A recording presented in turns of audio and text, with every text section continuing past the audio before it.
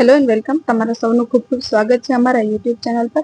તો આજે આપણે એ બાબત ઉપર જોઈશું કે ગુજરાત સ્ટાફ નર્સ એટલે કે પીએચસીની જે ભરતી હતી એની કેન્સલ અથવા તો રદ થવા માટેનો પરિપત્ર છે તે સોશિયલ મીડિયા ઉપર વાયરલ થઈ રહ્યો છે. તો આજે આપણે એ બાબત પર જોઈશું કે શું ખરેખર પીએચસીની ભરતી છે તે રદ થઈ છે કે ફરીથી લેવાનું છે કે આ એક અફવા છે. તો પહેલા તમે અહીંયા જોઈ શકો છો કે આ છે જે 16/7/2024 ઠરાવ હેઠળ આ ભરતી છે તે પાસ થઈ હતી. જે પ્રાઇમરી હેલ્થ સેન્ટર જે પ્રાથમિક આરોગ્ય કેન્દ્રની ભરતી હતી તે બહાર પડી હતી, જેની કુલ 829 જગ્યાઓ પર આ ભરતી છે તે આવેલી હતી, અથવા તો એ 828 જગ્યાઓ પર સ્ટાફ નર્સ વર્ગ 3 ની જગ્યાઓ ભરવાની હતી. પરંતુ હાલની અંદર એક પરિપત્ર એવું વાયરલ થયેલું છે કે જેની અંદર એવું બતાવવામાં આવેલું છે કે આ જે કેન્દ્રની પ્રાથમિક આરોગ્ય કેન્દ્રની ભરતી હતી તે રદ થઈ છે. જેથી કરીને આજે આપણે એ જોશું. તો આ એ પરિપત્ર છે કે જેના અંતર્ગત આપણને એ કેવું કહેવામાં આવેલું છે કે આ ભરતી છે તે શાયદ રદ પણ થઈ શકે છે. તો સૌપ્રથમ આપણે પહેલા અહીંયા એ પરિપત્ર વાંચશું કે અહીંયા લખેલું છે કે પ્રાથમિક આરોગ્ય કેન્દ્રના વિભાગ તારીખ 16/7/2024 ઠરાવથી મંજૂર કરેલા નવા મહેકમ સેટઅપ અથવા તો પેટર્ન અનુસાર વધારાની કુલ 742 જગ્યા રદ કરવા બાબત.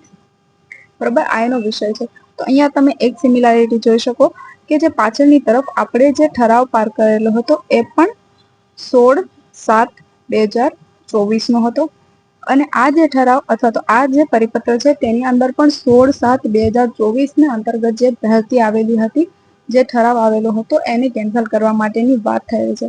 તો પૂરેપૂરા ચાન્સ છે, બરોબર, તો પૂરેપૂરા ચાન્સીસ છે કે આ ભરતી છે તે કેન્સલ થઈ શકે છે. કારણ કે એનું ગવર્મેન્ટ દ્વારા કોઈ પણ ઓફિશિયલ નોટિફિકેશન આપવામાં ન આવેલું હતું, તો ઓજસ વેબસાઇટ દ્વારા આપણને એવું કંઈ જણાવવામાં પણ આવેલું હતું નહીં, જેથી કરીને ગવર્મેન્ટ છે તે આ ભરતીને કેન્સલ પણ કરી શકે છે અને એની સામે આપણે કોઈ સવાલ પણ ન ઉઠાવી શકીએ. કેમ કે આ એક ઠરાવ હતો કે જે ઠરાવ કદાચ પાસ થઈ શકે, બરોબર. બાકી આ ઠરાવ અનુસાર એવું ફિક્સ કરવામાં આવેલું નથી કે આ ભરતી ગવર્મેન્ટ દ્વારા ભરવાની જ છે. પરંતુ અહીંયા એક બીજો ક્વેશ્ચન પણ ઉભો થઈ શકે કે અહીંયા જેટલી 742 જગ્યાઓ કેન્સલ કરવા બાબતની વાત થઈ છે, પરંતુ જ્યારે આપણે પીએચસી નો જે પહેલો પરિપત્ર હતો એની અંદર કુલ 829 જગ્યાઓ છે તેની વાત કરવામાં આવેલી હતી. તો ઘણીવાર આપણા મગજમાં એવો વિચાર આવી શકે કે આ એક અફવા પણ હોઈ શકે. જોકે બંને પરિપત્રની અંદર કોઈ પણ ઓફિશિયલી સિગ્નેચર કરવામાં આવેલી હતી નહીં, જેથી કરીને આપણે એ કન્ફ્યુઝન રહી શકે. તો મારા અનુસાર મને એટલું લાગે છે કે કદાચ આ ભરતી છે તે કેન્સલ થઈ છે, કારણ કે એનું કોઈ પણ ઓફિશિયલ નોટિફિકેશન આવેલું હતું નહીં. અને જો ફરીથી કોઈ પણ આવો પરિપત્ર કે ઓફિશિયલી વેબસાઇટ દ્વારા આવે ત્યારે એના પર વિશ્વાસ કરી શકાય. અને હાલની અંદર જે ગુજરાત ગવર્મેન્ટની અંદર જે સ્ટાફ નર્સની ભરતીને લઈને જે ગૂંચવણો ચાલી રહી છે એની અંદરથી આપણે એવું જોઈ શકીએ કે કદાચ આ ભરતી છે તે કેન્સલ પણ થઈ શકે, કારણ કે જીએનઆરએસ ની એવી ભરતી બહાર આવશે એવો પણ એક પરિપત્ર છે તે હાલમાં આપણને મળેલો છે. તો નેક્સ્ટ વિડીયો પર આપણે એના પર વાત કરી શકીએ. જો તમે ચાહો તો પ્લીઝ કમેન્ટ કરજો. અને આ જે ભરતી છે એ બંનેની અંદર જગ્યાઓની અંદર ફેરફાર છે, જેથી કરીને મે બી ચાન્સીસ છે કે આની અંદર કોઈ પણ બીજી ભરતીની પણ વાત થયેલી હોય, કારણ કે જગ્યાઓ છે તે 742 જગ્યાઓ છે. અને એવું પણ બની શકે કે 829 માંથી 742 જગ્યાઓ રદ કરી અને બાકીની જેટલી પણ ભરતીઓ છે તેને કોન્ટ્રાક્ટ બેઝ ઉપર અથવા તો કરાર આધારિત 11 માસનો જે કરાર હોય એના આધારિત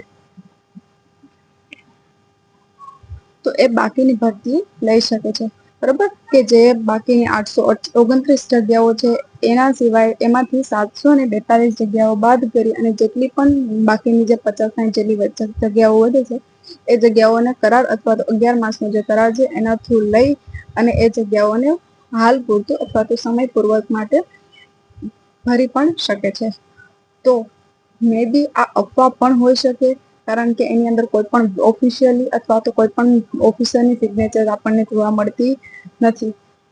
તો તો આપણે એવું કહી શકીએ કે મે બી આ અફવા પણ હોઈ શકે, પરંતુ 99% ચાન્સીસ એવા છે કે આ ભરતી છે તે કેન્સલ થઈ છે. કારણ કે આની અંદર બંનેની અંદર એક જ ભરતીની વાત કરવામાં આવેલી છે કે જે 17/7/2024 ના અંતર્ગત જે ઠરાવમાં પ્રાથમિક આરોગ્ય કેન્દ્રની ભરતી આવેલી હતી એ ભરતીને રદ કરવા માટેની આ રજૂઆત છે.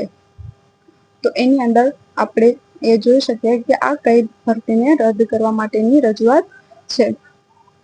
તો થેન્ક યુ સો મચ. તમારો સૌનો ખૂબ ખૂબ આભાર. આ વિડીયો તમે જોયો, અને જો આવા જ વિડીયો તમે જોવા ઈચ્છતા હોય તો પ્લીઝ અમારા ચેનલને લાઈક કરો, શેર કરો, સબસ્ક્રાઇબ કરો.